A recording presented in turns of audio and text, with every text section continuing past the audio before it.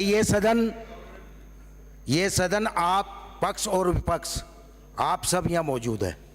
ये सदन वो सदन है जो जनता चुनकर आपको इस सदन में भेजती है और हमें इस सदन की गरिमा बनाए रखने का पूरा दायित्व है। और दायित्व के अनुसार मैं आपसे सभी से यही निवेदन कर रहा हूँ कि पक्ष हो या विपक्ष हो, अपनी बात रखने का अधिकार है, परंतु हम छठा साल चल रहा है और इसके तहत मैं आपसे यही निवेदन कर रहा हूं सभी से कि हमें जनता जवाब मांगेगी और जनता को जवाब देना है। पूरा प्रदेश की जनता हम सबको देख रही है, हमें इस बात का ध्यान रखना होगा। माननीय सभापति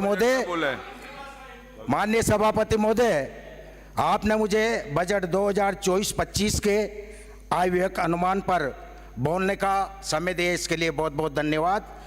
माननीय प्रधानमंत्री जी के मार्गदर्शन में हमारे माननीय मुख्यमंत्री भजनलाल जी और वित्त मंत्री दिया कुमारी जी का धन्यवाद देता हूं कि उन्होंने अर्थव्यवस्था के सुदृढ़ीकरण, आधारभूत संरचना के विकास नीति निर्धारण की पहल तथा सबसे महत्वपूर्ण आमजन को राहत देने वाला बजट दिया है। सभापति महोदय, उप मुख्यमंत्री महोदय ने विधानसभा क्षेत्र मनोर थाना जिला झालावाड़ में इतना कुछ दिया है जिसकी मैंने तो कभी कल्पना भी नहीं की थी। सड़क के बारे में बाईपास मनोर थाना MDR 176 3.5 किलोमीटर का बाईपास दिया है जो लंबे समय से रुका पड़ा था।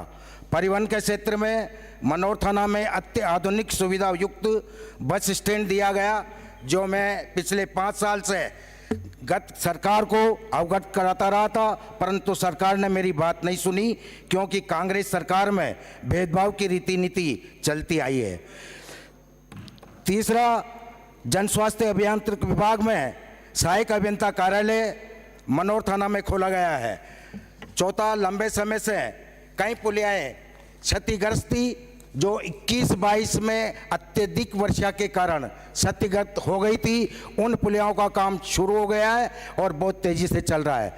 गत सरकार में प्रदेश के पशुपालकों के लिए पशु बीमा योजना मात्र कागजी घोषणा की गई थी। अभी वर्तमान सरकार ने पशुपालकों के हितों का ध्यान रखते हुए चरणबद्ध रूप से दुधारू पशुओं के साथ अन्य पशुओं को भी सम्मिलित करते हुए मुख्यमंत्री मंगला पशु बीमा योजना प्रारंभ की गई है। कर्मचारियों के हितों को ध्यान में रखते हुए हमारे सरकार ने केंद्र सरकार के अनुरूप ग्रेजुएटी की वर्तमान अधिकतम सीमा 20 लाख से बढ़ाकर 25 लाख रुपए करने की घोषणा की गई है।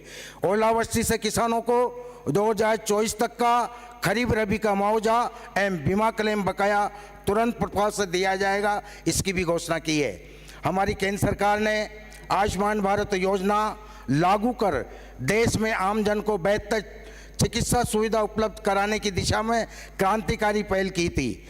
उसी की तर्ज पर प्रदेश में मुख्यमंत्री आयुष्मान आरोग्य योजना वहाँ लागू कर कैंसर जैसी गंभीर बीमारी से ग्रस्त रोगियों को और अधिक चिकित्सा सुविधा उपलब्ध कराते हुए IPD के साथ डे केयर पैकेज जोड़ने की व्यवस्था की गई है। प्रत्येक विधानसभा में आयुष्मान मॉडल शेष स्थापित की जाएगी। ERCP परियोजना को त्वरित गति से धरातल पर उतारने के लिए प्रथम चरण में रामगढ़, वारा, बिशलपुर बांध के वर्क आर्डर जारी किए जा चुके हैं। चंबल बेसिन नदियों में 12वें झालावाड़ जिले में 14,350 हेक्टेयर भूमि सिंचाई उपलब्ध होगी। माननीय सभापति महोदय, पेयजल परियोजना लगभग 1,240 करोड़ रुपए की लागत से निर्मित की जाएगी। मिसिंग लिंक सड़कों को, जो कुछ गाँव आज भी 250 आबादी के गांव सड़कों से विहीन है, उनको तुरंत प्रभाव से सड़कों से जोड़ा जाएगा। वर्ष 2024-25 का बजट में गुरु शिष्य की परंपरा को किसी ने जीवित किया है तो भारतीय जनता पार्टी की सरकार ने किया है। विश्वविद्यालयों में कुलपतियों को कुलगुरु की पदवी से जाना जाएगा। बजट घोषणा में बेरोजगार एवं संविदा कर्मचारियों का ध्यान रखा गया है, क्योंकि चुनावी घोषणा पत्र में राज्य सरकार ने संविदा कर्मी, आंगनबाड़ी नियमितीकरण जैसे वादे किए थे। हर बेरोजगार एवं संविदा कर्मी को निराश नहीं किया गया। विकास के बजट है, न कि कांग्रेस की तरह झूठ का पुलिंदा। संभागीय स्तर पर बालिका सैनिक स्कूल स्थापित कर वर्तमान सरकार ने सैनिकों की बच्चों का मान सम्मान बढ़ाया है। तो इस तरह के इस बजट में प्रावधान किए गए हैं।